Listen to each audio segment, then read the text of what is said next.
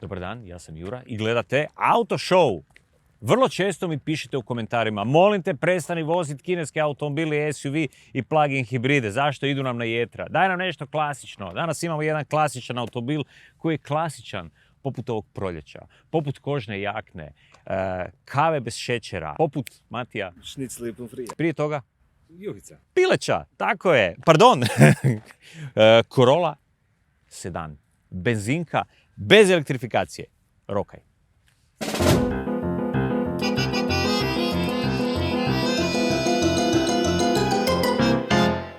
Kad ti je bitno, Ferratum, brzi online krediti. Auto Hrvatska rabljena vozila, jamstvo, financiranje i otkup. Kada kažemo Corolla, onda vidimo ovu, hatchbacka, ali prva Corolla bila je zapravo sedanka i kroz svih 12 generacija proizvodio se ovaj karoserijski oblik koji sada polako izumire, zato što su popularniji hatch i karavan. Ali sedanka se još uvijek ne da. Ajmo mi prvo definirati klasičan auto. Dakle, radi se o tipičnom tatinom ili dedinom automobilu koji malo troši, u koji stane jako puno stvari. Koji je uz to još sedan. Ima stražnicu, ima ručni mjenjač, player, prva, druga. Ima veliki gepek, iz kojeg je malo teže izaći. Si spreman? 3, 4, pao.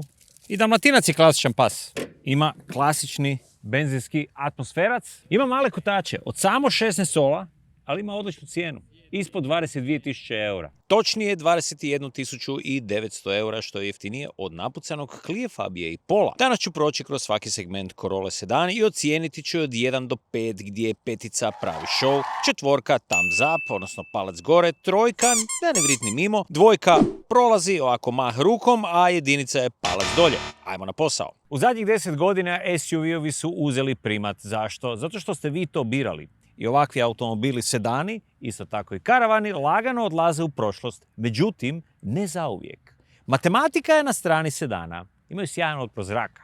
Ako usporedimo ovaj automobil recimo sa hatchback varijantom Corolle ili karavanskom varijantom, ova ima otpor zraka 0,26, hatchback i karavan 0,30. To je dobro za ekonomiju i potrošnju goriva. Sedanka se razlikuje u odnosu na normalni hatchback i sprijeda i straga. Sprijeda ima drugačije lampe, ovaj usisnik zraka, odbojnik, sve je drugačije. Straga je ista situacija. E sad ako trebam, sram te bilo, znaš da si u kadru i da si sad na televiziji, jel da? I ti isto, pa otkud vi dolazite samo?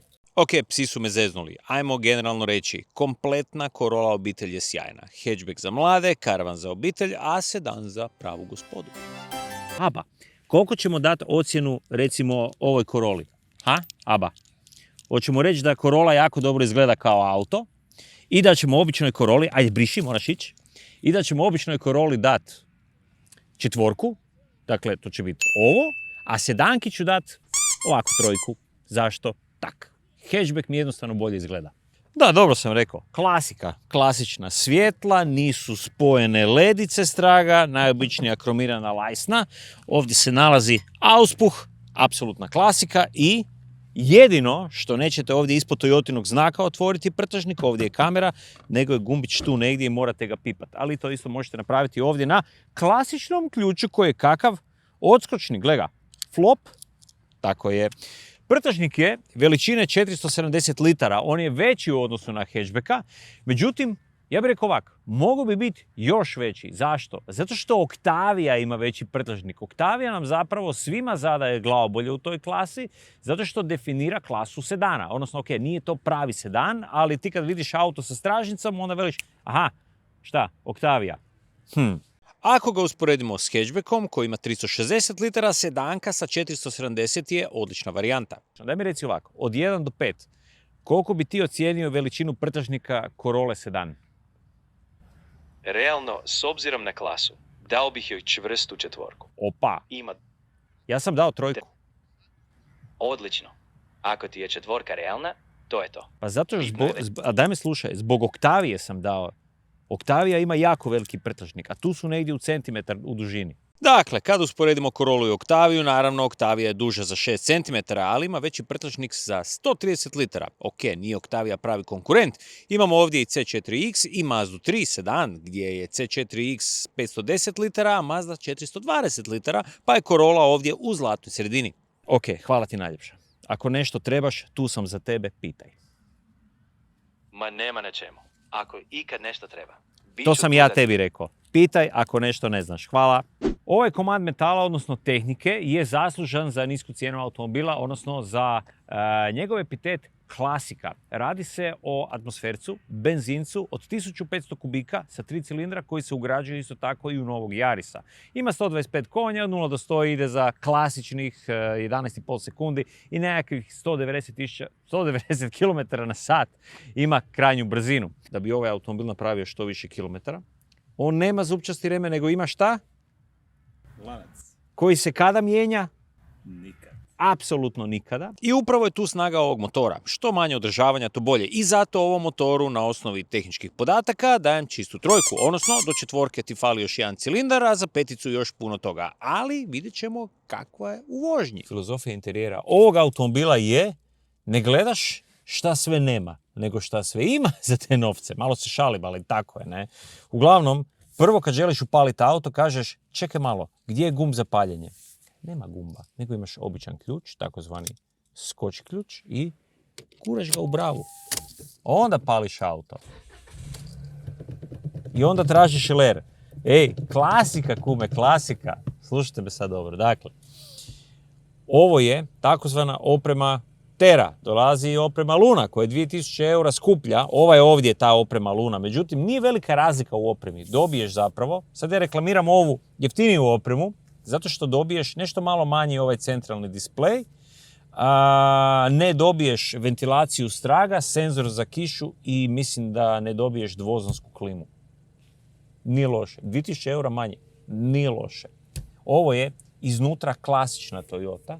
Dakle, ovdje su mekani materijali, gore su mekani materijali, ali mekani materijali nisu gdje? Tu. Tu su tvrdi. Sad ću reći, to je klasična Toyota, a negdje su morali uštediti. Da, evo. Materijali Bajura, tu je tvrdo, ovdje je neka tkanina. Imaš sve, Volkswagen nema sve tipke, mi imamo sve tipke. Mi sve tipke imamo i ovdje na upravljaču. Ovdje dobiješ to. Dakle, sve tipke su na upravljaču i dobijete kompletan Toyota Safety Sense. Ajmo dalje. Da, ono što hvalim je ova ovdje multimedija, zato što je jednostavna. Ja volim jednostavne multimedije i nema previše, što bi se reklo, džiđabaja gore, koje su samo takozvani smetači. Međutim, displej ispred vozača, isto digitalan, on je malo kompliciran. Pardon, ne malo, nego je dosta kompliciran. Pa onda kada uđete u settinge, evo sad ću to napraviti za vas, tu vas čeka neka japanska logika koju morate shvatiti. Kad jednom skužite, onda je lako, a onda se malo nervirajte. Za te novce iskreno nije strašno. 5 još uvijek ne zavređuje niko. Za 4, da, ovo ne bi trebalo biti toliko komplicirano za 4. Da, onda je, da, to je to.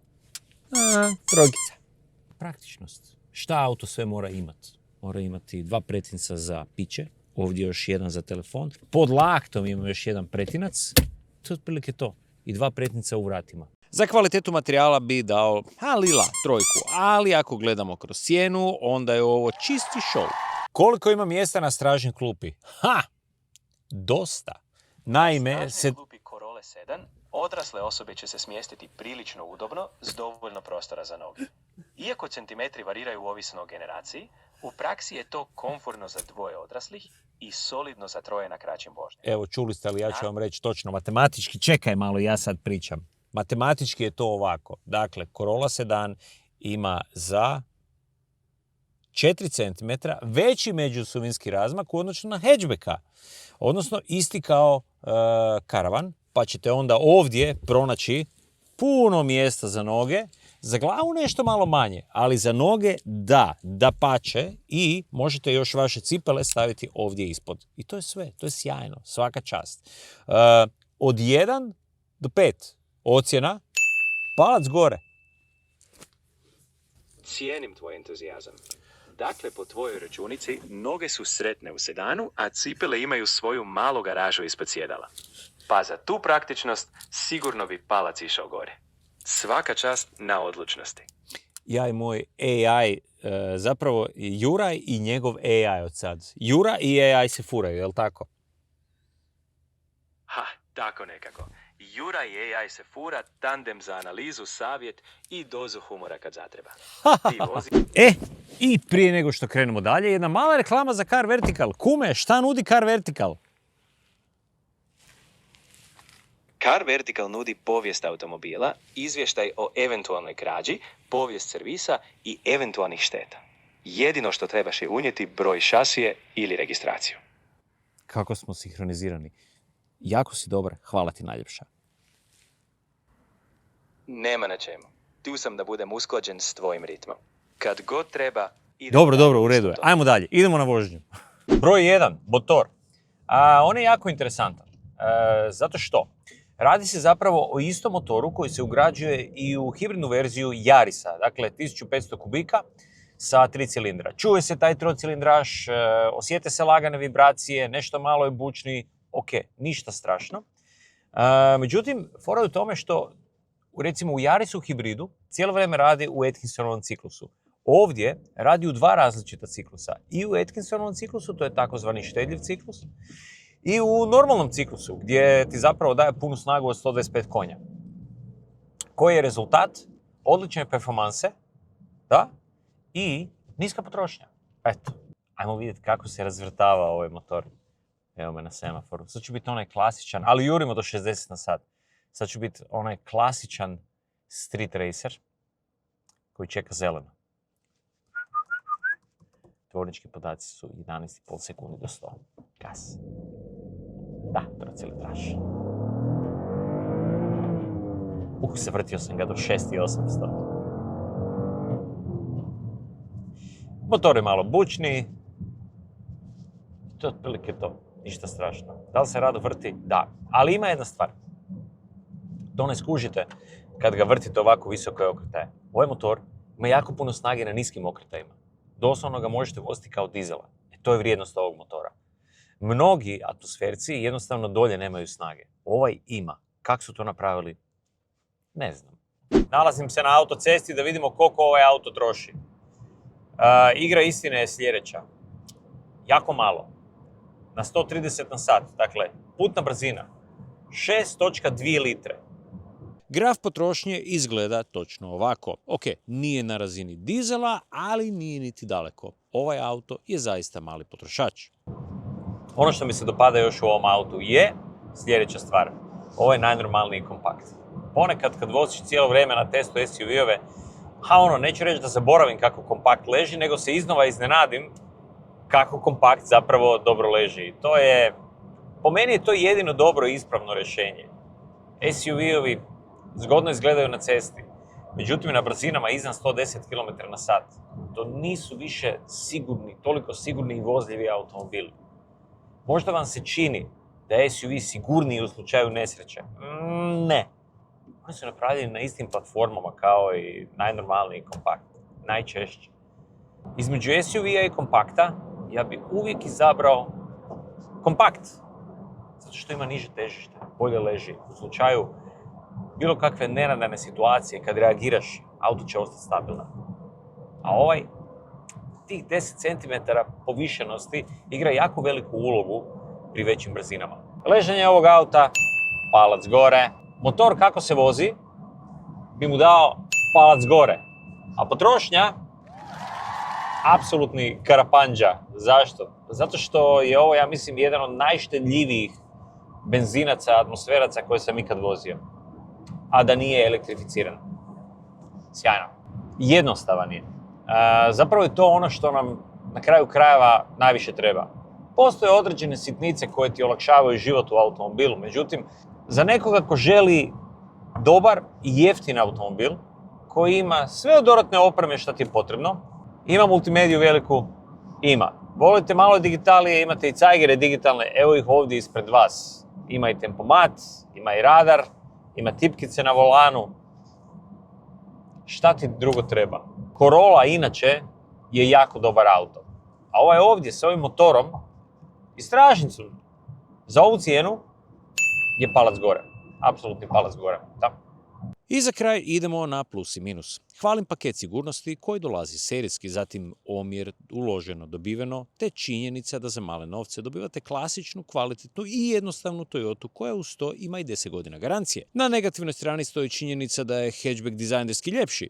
Drugih minusa zapravo niti nema. I za kraj cijena, ona je apsolutni plus. Auto stoji točno 21.989 eura. Količine su ograničene.